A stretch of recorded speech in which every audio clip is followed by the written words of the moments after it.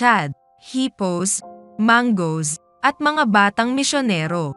October 14, Roma Kapitulo 10 versikulo 14 hanggang 15. Ngunit paano nga silang tatawag sa kanya na hindi nila sinampalatayanan?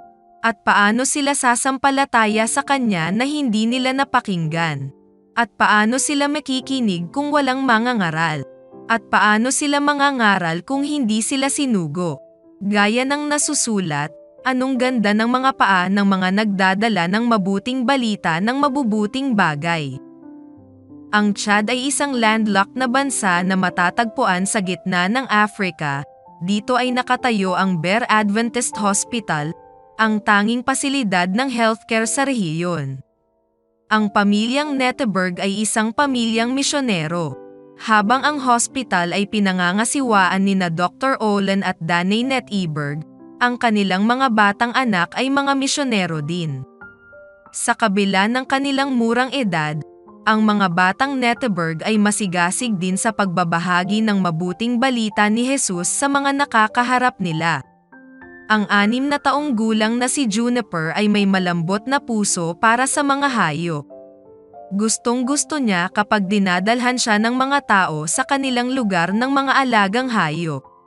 Nakatira sila sa isang compound, isang grupo ng mga bahay na may pader sa paligid. Marami silang mga puno ng mangga. At sa panahon ng mangga, hindi nila kailangan ng hapunan, pumipitas lang sila ng mga prutas mula sa mga puno.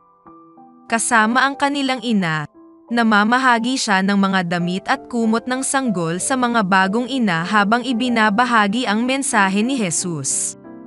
Ang 8 taong gulang na si Addison ay nasisiyahan sa pagbisita sa mga kalapit na nayon kung saan nakatira ang mga pastol at magsasaka sa lupain.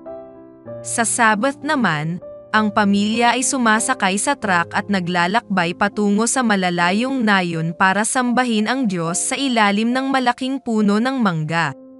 Tinuturuan nila ang mga bata at kanilang mga magulang ng mga kwento at kanta sa Biblia.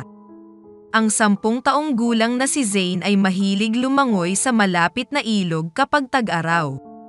Pero kinailangan nilang lumipat ng ibang ilog dahil sinakop ng hippos ang kanilang ilog. Mahilig si Zane sa paglikha ng mga bagay tulad ng mga bows and arrows o pana. Si Zane kasama ng kanyang mga kaibigan ay kayang makabuo ng isang bagay mula sa basura. Tulad ng mga kotse at maging ng mga eroplano. Masaya si Zane na ikwento sa kanyang mga kaibigan kung gaano sila kamahal ni Jesus. Si Lyle sa kanyang murang edad na 13, ay may kakaibang pananaw sa buhay. Alam niya na ang kanyang mga magulang ay dedikadong healthcare professionals na nagtatrabaho ng walang pagod upang pangalagaan ang mga may sakit at panatilihing maayos ang pagtakbo ng ospital.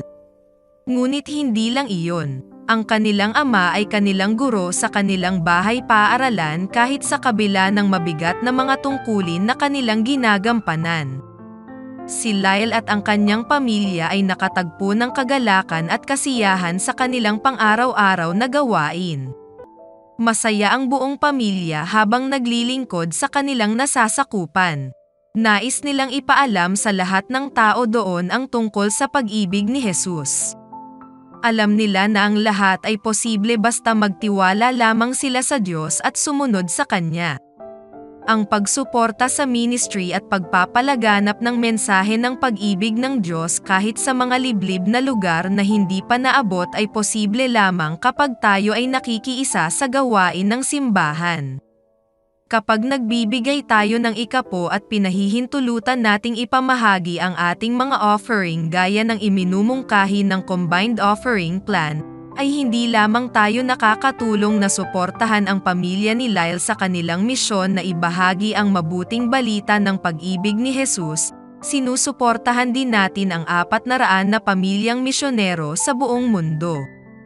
Bilang mga global mission pioneer na walang pagod na gumagawa upang magbigay ng pag-asa sa mga nangangailangan, tandaan na kapag magkakasama, mas marami tayong magagawa, mas malayo ang ating mararating at mas mabilis na darating si Jesus.